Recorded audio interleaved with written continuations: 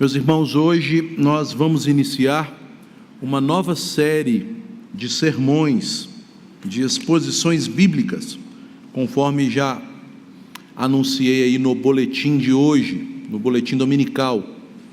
E nesta nova série de exposições, nós haveremos, mercê de Deus, com a graça dele, com a iluminação do seu Santo Espírito, percorrer todo o primeiro evangelho, que é o evangelho escrito pelo apóstolo Mateus.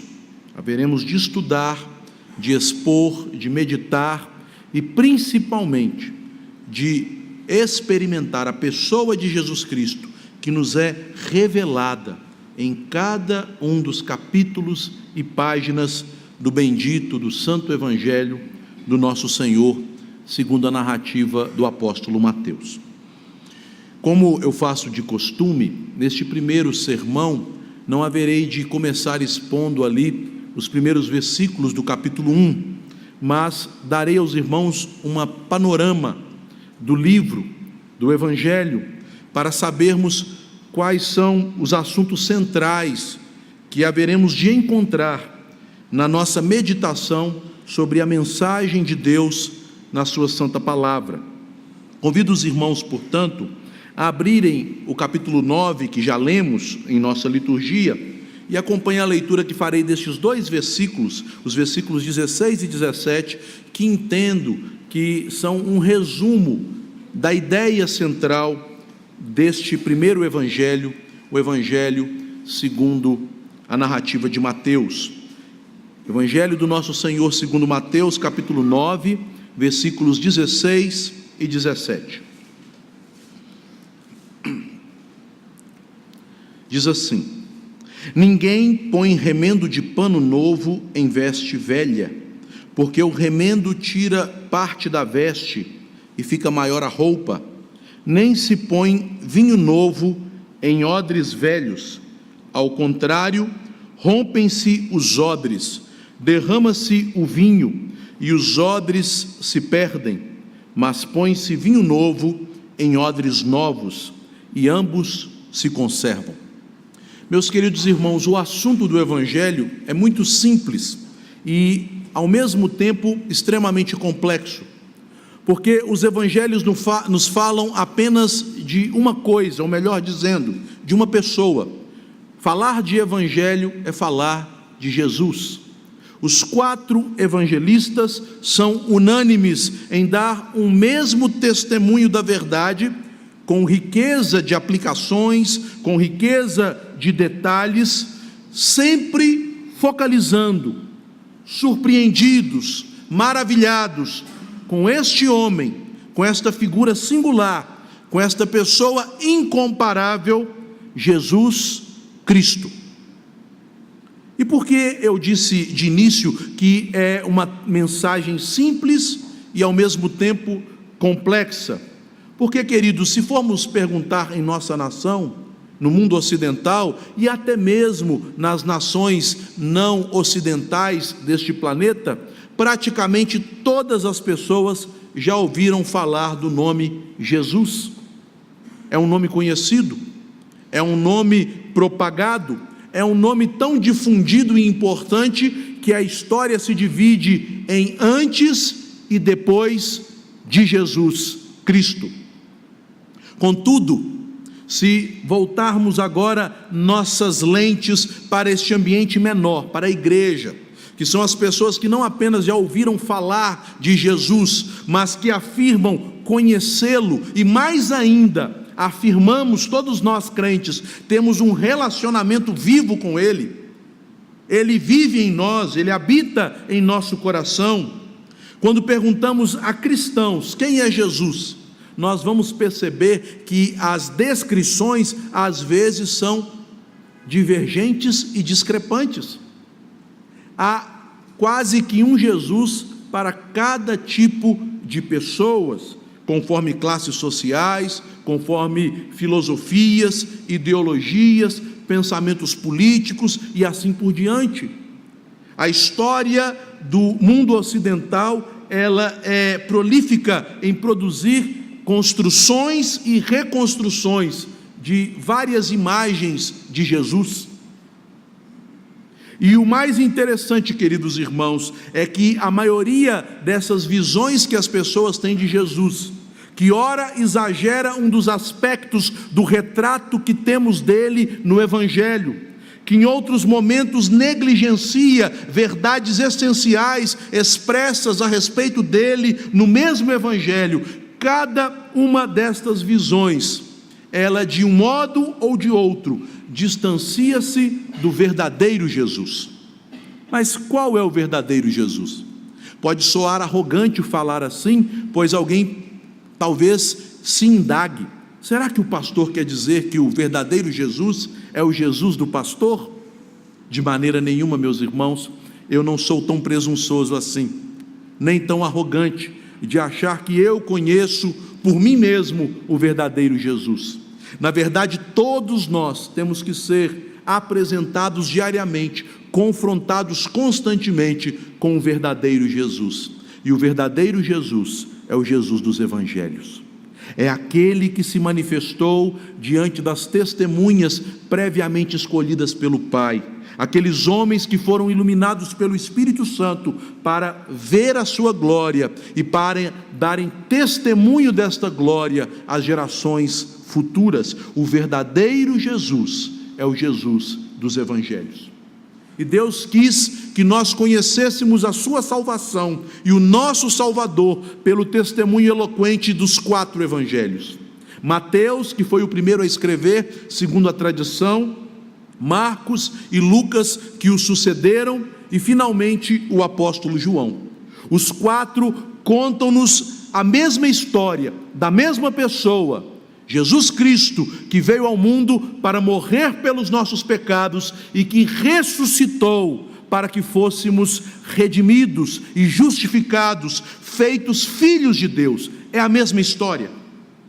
No entanto, cada um destes evangelistas dá um testemunho plural de uma verdade única, com diferentes nuances e aplicações. Mateus provavelmente escreve preocupado com seus patrícios. Mateus, o cobrador de impostos, também chamado de Levi, o publicano, que era visto como um traidor da pátria pelos judeus dos seus dias, mas que não obstante estivesse afastado da ortodoxia judaica, era alguém temente a Deus. Ele foi chamado por Jesus como um dos discípulos e mais tarde designado dentro do colégio apostólico como um dos 12. Ele fala de Jesus para os judeus. Marcos, um discípulo de Pedro, que também andou com Barnabé e com Paulo, tem uma visão mais petrina a respeito de Cristo e prega principalmente aos romanos, demonstrando que Jesus veio para os gentios do Império Romano. Lucas, que também foi um dos discípulos de Paulo e ouviu o testemunho, fazendo uma pesquisa acurada, ouviu o que Mateus tinha a dizer, Pedro, Paulo, os demais apóstolos, ele se dirige em especial para os gregos, tendo em vista que provavelmente Lucas era de Antioquia, uma cidade na Ásia, mas de cultura grega. E por fim João, o último a escrever, que escreve complementando sobre os fundamentos estabelecidos por Mateus, Marcos e Lucas, escrevendo principalmente para a igreja. O evangelho que se dirige aos judeus, o evangelho que se dirige aos romanos, o evangelho que se dirige aos gregos, o evangelho que se dirige à igreja, o testemunho quádruplo da mesma verdade. Jesus é o evangelho. Jesus é o evangelho. No entanto, meus irmãos, ao escrever para os judeus que sempre esperaram Jesus, que foram a nação estabelecida por Deus para esperar a promessa que havia sido dada a Adão, dizendo que o descendente da mulher viria para destruir as obras da serpente, promessa renovada a Noé, quando Noé profetizou que Yahvé, o Deus da aliança, é o Deus de Sem, e da casa de Sem, esta promessa é feita a Abraão, Isaque e Jacó, dos quais viria o descendente. Promessa que é estabelecida profeticamente por Jacó sobre o seu filho Judá, pois Jacó, ao abençoar Judá, declarou: de Judá virá o leão da sua tribo, e ele regerá as nações. Promessa renovada com Moisés, que disse que viria um grande profeta semelhante a ele para guiar o povo de Deus. Promessa ratificada com Davi, que segundo está em 2 Samuel, capítulo 7, recebeu a promessa de Deus, de que da sua linhagem o Senhor suscitaria um grande rei. Este Jesus, esperado por Israel, quando manifesto diante dos olhos do povo judeu, foi, para a maioria, uma grande decepção. E Mateus, ao escrever este evangelho, também quer chamar a atenção da igreja cristã de seus dias e dos nossos dias, porque, meus irmãos, ao nos confrontarmos com Jesus real, o Jesus da Bíblia, o Jesus do evangelho, muitas vezes sairemos destas exposições decepcionados, porque este que é o vinho novo, ele, ao adentrar nos odres velhos da nossa forma de compreender Deus, de compreender Cristo, de esperar coisas de Deus que agradam o nosso coração, mas não correspondem aos planos daquele que é o soberano, muitas vezes nós somos confrontados com o verdadeiro Jesus. Mateus escreve aos judeus para mostrar que o Messias tão esperado, o Messias tão profetizado, o Messias que de fato eles almejavam e desejavam, o anjo do Senhor que viria ao seu templo, do qual profetizou Malaquias, fechando o Antigo Testamento, e que eles clamavam por sua vinda, ao vir ao mundo, ele foi para a nação uma decepção, vinho novo em odres velhos. E esta é a tônica de todo este evangelho. O Jesus que se apresenta aos homens, o Jesus real e verdadeiro, muitas vezes torna-se um escândalo e uma pedra de tropeço para as expectativas do coração humano. No entanto, este Jesus real é o único que tem poder para transformar a nossa vida, para nos salvar, para nos reconciliar com o Pai, para nos encher da sua graça, para nos dar o seu Santo Espírito. E por isso é esse Jesus real que devemos conhecer, é com ele que devemos estabelecer uma aliança, um relacionamento, é para ele e por meio dele que devemos viver. Mateus escreve, portanto, sobre Cristo como o vinho novo em odres velhos. E ao escrever, meus irmãos, este evangelho, eu gostaria de destacar três coisas. Em primeiro lugar, este evangelho nos fala das motivações do evangelista. Nós sabemos, meus irmãos, que o autor de toda a Bíblia é Deus, isso não se discute. A própria Escritura nos fala em 2 Timóteo 3,16, que toda a Escritura é inspirada por Deus. No entanto, meus irmãos, mesmo sendo Deus o inspirador de toda a Bíblia, de Gênesis a Apocalipse, isso não anula o papel das testemunhas, dos homens, dos profetas escolhidos por Deus para serem o canal da revelação de Deus, os instrumentos inspirados de Deus. Eles não psicografaram a Bíblia, tal como vemos este fenômeno estranho no ocultismo, no espiritismo. Não, eles usaram sua própria mente e capacidades, controladas pelo Espírito Santo, influenciadas pelo poder de Deus, para escreverem segundo a sua visão, a pura palavra de Deus, de tal maneira que a Bíblia é humana, mas ao mesmo tempo divina. E quando falamos do testemunho dos evangelhos, cada qual escrito por uma testemunha particular, por um homem particular, estes homens escrevem, cada um deles movido por motivações próprias. E quais foram as motivações do judeu Mateus? do cobrador de impostos, também chamado de Levi, o publicano. Foram 3 as motivações que o levaram a escrever este evangelho. Em primeiro lugar, meus irmãos, nós percebemos em todo este evangelho uma motivação evangelística, de ver o reino de Deus crescer, de ver a palavra de Deus alcançar pessoas, de ver os seus parentes, os seus entes queridos, os seus conterrâneos alcançados pela graça. Se Jesus é o que ele diz ser, se ele é este grande Salvador, se ele é o único e vivo caminho para os céus, meus irmãos, não podemos guardar este segredo só para nós. O evangelho deve ser proclamado. E Mateus tinha o grande desejo de demonstrar aos judeus que de fato Jesus é o cumprimento das profecias do Antigo Testamento. Ele é o Cristo, que quer dizer o Messias, o ungido de Deus, prometido a Abraão, prometido a Davi, o grande rei que veio ao mundo para inaugurar um novo povo que seja servo fiel do Senhor. Este é o primeiro motivo do evangelho, seu desejo de demonstrar aos judeus que Jesus é o Cristo e, portanto, trazê-los pela pregação, unida à ação do Espírito Santo, a uma conversão sincera. Ainda falando das motivações, meus irmãos, Mateus tem uma outra motivação que podemos dizer que é apologética. Isso significa de defesa do evangelho.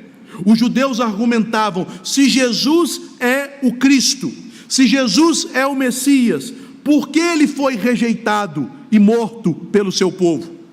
Mateus então demonstra ao longo do evangelho que a rejeição de Cristo era não apenas necessária, mas fazia parte do plano de Deus, pois o Jesus que Deus enviou ao mundo, o verdadeiro Cristo, o verdadeiro Messias, não poderia se encaixar nas estruturas religiosas da nação israelita, nas suas tradições humanas que sobrepunham-se à palavra de Deus e às suas promessas. Jesus é maior do que Israel.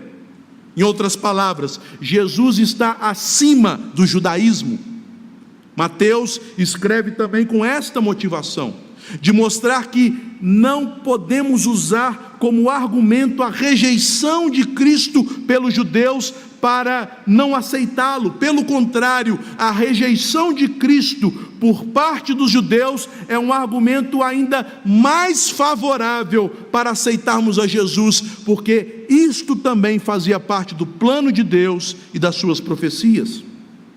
E ainda falando das motivações do evangelista, ele, ao escrever este evangelho, ele também estava motivado a escrever a nós, cristãos. Porque, queridos irmãos, se aquele povo que ao longo de 1500 anos aguardava o Messias, desde o dia do Êxodo, desde o dia em que foram tirados com mão forte do Egito para a terra de Canaã, se aquele povo escolhido rejeitou ao Senhor, aderindo a uma falsa religião baseada em hipocrisia e em tradições de homens, nós também devemos nos guardar. Este evangelho é profético, porque quando vemos a história da igreja cristã, percebemos que já logo nos primeiros séculos do cristianismo, a igreja foi cada dia mais abandonando o Jesus do evangelho para seguir o falso Jesus das tradições humanas, avolumando na doutrina da igreja doutrinas que são doutrinas de homens, o que Jesus chamou de fermento dos fariseus. Acautelai-vos do fermento dos fariseus, que é a hipocrisia. Este evangelho, portanto, é um alerta, queridos irmãos, porque não se engane, todos nós, a começar de mim, tendemos a criar um Jesus em nossa mente, que se adapta aos nossos gostos, às nossas inclinações pessoais, e assim nos afastamos de maneira imperceptível do Jesus verdadeiro. Fazemos como fizeram os judeus, e quando nos deparamos, estamos tão distantes de Jesus, que o caminho de volta parece quase que impossível. Quantas pessoas em nossa terra que servem um Jesus de barro, pregado em uma cruz de madeira, e acreditam que aquela imagem é Jesus. Ou então um Jesus menino, num pequeno presépio, e acreditam que aquele bonequinho é Jesus. Quantos outros imaginam um Jesus triunfalista, de cultos mirabolantes, que faz realizar todos os desejos dos que estão dispostos a sacrificarem os seus tostões, e acreditam que este milagreiro é Jesus. Mateus quer que a igreja tenha cuidado, para que, tomada pelo canto da sereia dos falsos profetas, não seja levada do verdadeiro Jesus, do Jesus real, para o falso Jesus, assim como foram os judeus em suas vãs expectativas messiânicas. Portanto, 3 motivações levaram o evangelista a escrever este evangelho. Entramos, portanto, meus irmãos, no tema. Já disse, o tema é Jesus. Mas de que maneira Mateus nos fala sobre Jesus? Como ele trabalha esta temática? Em outras palavras, como Mateus nos apresenta a figura do nosso Salvador, o Filho de Deus? Também 3 ideias principais são aqui colocadas quando apresentamos o tema deste evangelho. Por 15 vezes ao longo de todo o evangelho, Mateus usa uma fórmula que caracteriza a sua apresentação de Cristo. Ele diz, com citações de fórmula: estas coisas aconteceram para se cumprir a profecia, ou para se cumprir o que fora dito por intermédio do profeta. Jesus é o pleno cumprimento das promessas de Deus. Este é o primeiro tema. Tudo aquilo que Deus prometeu ao ser humano, tudo aquilo que Deus de maneira especial prometeu aos patriarcas e ao seu povo na antiga aliança, se cumpre em Jesus. Ele cumpre todas as promessas do Antigo Testamento. Ele cumpre porque obedece perfeitamente à lei de Deus, para ser um Cordeiro Santo que é entregue por nós. Ele também cumpre a lei de maneira passiva, ao assumir na cruz a ira de Deus, ao sorver, como ele diz a Tiago e o seu irmão João neste evangelho, o cálice da ira do Pai. Ao receber o batismo da cruz, ele cumpre também a lei de Deus como Cordeiro da expiação. E acima de tudo, ele cumpre a profecia final dos profetas do Antigo Testamento, de que Deus derramaria o seu Espírito, não apenas sobre os judeus, mas sobre homens e mulheres de todos os povos e nações. Ele é o cumprimento das promessas de Deus. Este é o primeiro grande tema deste evangelho. E de que maneira ele cumpre estas coisas? Mateus então coloca um segundo tema: ele é o Messias.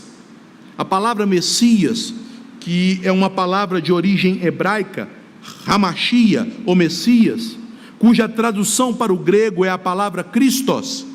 Ela significa em língua portuguesa ungido. Messias significa a pessoa que Deus separou por meio de uma unção cerimonial, que indica que ele é um mediador entre Deus e o seu povo, um canal pelo qual as bênçãos de Deus, o governo de Deus, a palavra de Deus vem até o seu povo, e o povo de igual sorte é encaminhado à presença de Deus. Só Cristo é Messias. Por isso, meus irmãos, infelizmente nós ouvimos isto até em púlpitos evangélicos, mas biblicamente, queridos, isso não é correto. Os pastores não são ungidos de Deus. Ungido quer dizer Cristo. Se você está dizendo o pastor é ungido, você está dizendo ele é um Cristo. Os ungidos no Antigo Testamento eram apenas 3 pessoas: o rei, ungido do Senhor, os profetas ungidos do Senhor e o sacerdote e o sumo sacerdote ungidos do Senhor. As unções do Antigo Testamento eram provisórias e tipológicas, porque apontavam para aquele que seria o grande ungido do Senhor, porquanto não foi ungido com óleo cerimonial, um símbolo do Espírito Santo, mas ele foi ungido pelo próprio Espírito, que desceu sobre ele como pomba e nele permaneceu. E aquele que recebeu o Espírito como cabeça da igreja, dá o seu Espírito a todo o corpo. Então, queridos, não é o pastor o ungido do Senhor, a igreja é a ungida do Senhor, e a cabeça ungida da igreja é Cristo. O óleo que desce da cabeça para a barba, e da barba para a gola do manto do sumo sacerdote Arão, este óleo, o Espírito Santo que nos unge, desceu sobre Cristo, e de Cristo para todos nós. Ele é o Messias, Ele é o mediador. Só há um mediador entre Deus e os homens, Cristo Jesus, homem, conforme está em 1 Timóteo 2,5. Mateus trabalha este assunto também à exaustão. Cristo, ele é o Messias, porque ele foi prometido a Abraão como seu descendente. Nós já veremos isso na próxima semana. Ele é o Messias, porque ele é o filho de Davi, que assenta-se no trono do rei ungido, como um rei superior a Davi, da mesma forma que ele aborda os religiosos, perguntando, por que Davi chamou de Senhor o seu filho?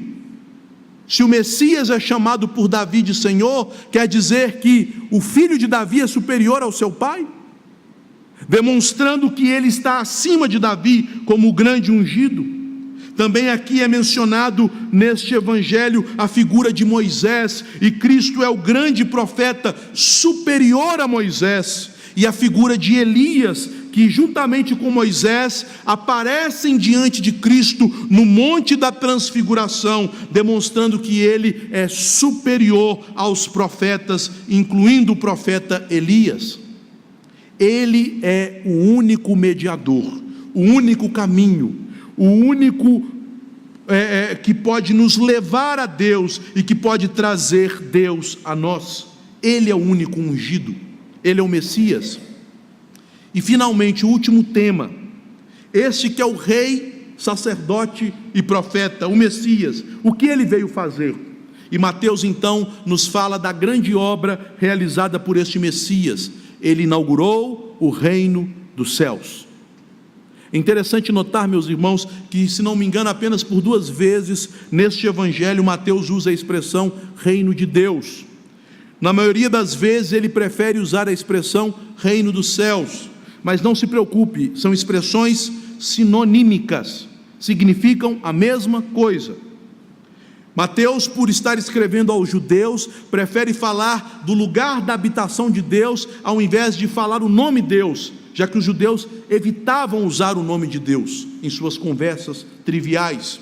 Então ele fala do lugar da habitação de Deus para referir-se a este reino, o reino dos céus.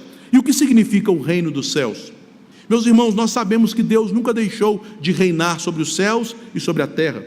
Nabucodonosor, após aquela experiência terrível em que foi acometido de uma enfermidade que o fez pastar como um animal, tendo sido recuperado pelo Senhor, ele confessa lá em Daniel no capítulo 4, nos versículos, se eu não me engano, 34 em diante, que o Senhor, ele tem poder sobre o exército dos céus e sobre os filhos dos homens, e sobre todos eles ele opera conforme lhe quer. Não há quem possa resistir ao Senhor.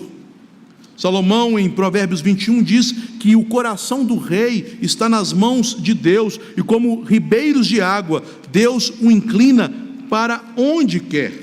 Deus reina no seu santuário, Deus reina no seu trono. Mas Jesus veio inaugurar o reino, e no início do seu ministério ele declarava: arrependei-vos, porque está próximo o reino dos céus. Em que sentido então nós temos um novo reino agora no Evangelho? Porque, queridos irmãos, o reino de Deus sobre o mundo era realizado ou era administrado pelos homens, Mas no momento em que Adão transgrediu, quebrando a aliança, o que diz Oséias, em Oséias 6,7, Adão quebrou a aliança de Deus e seguiu a rebelião de Satanás. Os homens agora estão não mais como administradores do reino de Deus, mas como inimigos de Deus, filhos da ira, filhos da desobediência, e o reino de Deus se manifestaria aos homens como um reino de vingança, justiça. Jesus veio para restaurar o reino que Adão perdeu. A administração humana sobre o cosmos, sobre o reino de Deus, como representante dos homens, aquele que é Deus, mas que se fez homem. E o reino dos céus é este governo de Cristo em favor dos homens, para que os homens deixem de ser rebeldes, que haveriam de receber a punição por traírem a confiança do Senhor, para tornarem-se em Cristo, em filhos amados e benditos, herdeiros do seu reino. E é este reino que ele veio inaugurar. Finalmente, falei das motivações, falei dos temas, e agora, quando lidamos com um escrito, e os irmãos aqui que são da área da linguagem, das letras, sabem que todo tema, ele demanda uma forma para ser exposto, e Mateus o faz com maestria.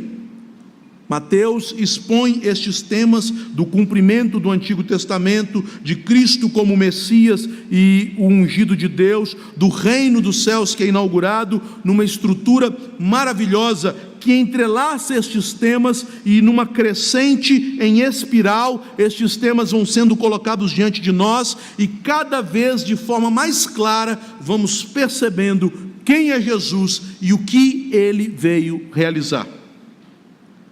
Sabemos, queridos irmãos, que o antigo povo de Deus, o povo provisório da aliança, o Israel terreno, foi inaugurado através do ministério de Moisés. E esta inauguração do antigo povo se deu por 5 palavras: a Torá, ou o Pentateuco, os 5 livros da lei, que estabelecem os fundamentos da teocracia, que quer dizer o governo de Deus sobre o seu povo na terra. Mateus demonstra que Jesus veio inaugurar um reino superior ao Israel terreno. Este reino superior não está circunscrito a uma nação do mundo apenas, mas é formado por povos, nações, raças e línguas que creem no Senhor Jesus e o servem. E tal como Moisés foi usado por Deus para trazer os 5 livros da lei, Jesus nos traz os 5 sermões do reino, e todo o evangelho é estruturado sobre estes 5 sermões que nos explicam o que é o reino dos céus. 5 grandes sermões. É interessante notar, quando nós vamos estudando o evangelho e comparando os evangelhos de maneira harmônica, percebemos que as histórias narradas por Mateus e que se repetem em Marcos e em Lucas aparecem em lugares diferentes. E isto, para os olhos de alguns céticos, podem cheirar a uma contradição. Há exemplos de que uma história no Evangelho de Mateus, ela acontece depois do que ela aconteceria no Evangelho de Marcos. Por quê? Porque Marcos e Lucas narram os eventos numa narrativa cronológica, temporal, seguindo o fluxo do tempo. Mas Mateus tem uma preocupação temática. Ele coleciona as histórias como quadros, dentro de temas que são estabelecidos pelos sermões. Então, quando ele está tratando do tema, ele trata de histórias que ilustram aquele tema, e entender essa estrutura é fundamental para vermos a maneira pela qual o nosso Deus usa a sabedoria de Mateus para nos apresentar aspectos importantíssimos sobre o nosso Senhor Jesus. O que Mateus nos mostra nestes 5 sermões? Em primeiro lugar, no Sermão do Monte, talvez o mais famoso dos sermões do reino, ali são descritos quem são os cidadãos do reino e qual o propósito deles neste mundo. Mateus capítulo 5, 6 e 7. Em segundo lugar, nós temos o sermão da missão dos cidadãos do reino e os seus desafios, a missão que temos que empreender no mundo. É o sermão de envio dos apóstolos, Mateus capítulo 10. Então ele diz quem são os cidadãos, qual o propósito deles, em segundo lugar, qual a missão deles. O terceiro sermão, no capítulo de número 13, que são as parábolas do reino. Ali Jesus descreve a natureza do reino e como ele se desenvolve. Embora esta missão do reino seja cheia de dificuldades, de obstáculos, de perseguições e desafios, o capítulo 13 nos mostra que o reino, mesmo começando pequenino, como uma semente, como um grão de mostarda, como uma simples rede que passa pelo mar, ou ainda como levedo na massa, este reino vencerá, prosperará, crescerá e alcançará todos os seus objetivos. Então, quem compõe este reino e qual o seu propósito, qual a missão e os desafios dele, como este reino se desenvolve, e no capítulo 18, as prerrogativas da vida no reino, como nós que somos cidadãos do reino devemos nos comportar, nos relacionar, nos perdoar mutuamente e agirmos para que a obra do reino se espalhe. Capítulo 18. E finalmente no capítulo 24, o chamado sermão profético, a consumação deste reino, como este reino se complementa, como este reino chega ao seu clímax, como este reino tem um desfecho bendito e maravilhoso, quando Jesus manifesta todo o seu poder e soberania. Diante desta estrutura de 5 sermões, que estão em paralelo com os 5 livros da lei, Mateus nos mostra que Jesus é superior a Moisés, porque naquilo em que a lei foi falha e incompleta, em Jesus temos a plenitude e o seu pleno aperfeiçoamento. Ele capacita os homens a servirem a Deus, ele os enxerta no reino do Senhor, ele os torna capazes pelo seu poder a fazerem a obra de Deus, e esta obra haverá de se completar. É isto que Mateus nos apresenta em sua estrutura literária. E como ele conclui todas estas coisas? Com aquela que é a mais bela expressão da grande comissão do Senhor. Mateus nos demonstra que este rei, que cumpriu todas as promessas antigas, que inaugurou o seu reino, fazendo a reconciliação na cruz e vencendo a morte em sua ressurreição, ele nos deu o poder do seu Espírito para irmos pelas nações, pregando o seu santo evangelho, levando as pessoas a conhecerem a Cristo, ensinando-as a guardar todas as coisas que contém este evangelho, e não apenas simplesmente a mensagem da salvação, mas todas as coisas que vos tenho ordenado, com a seguinte promessa: e eis que estou convosco até a consumação dos séculos. Diante de tudo isso, queridos irmãos, nós vemos quantas verdades maravilhosas nos são ditas pelo evangelista e através dele pelo próprio Deus a respeito do seu Filho, o nosso Senhor e o nosso Salvador.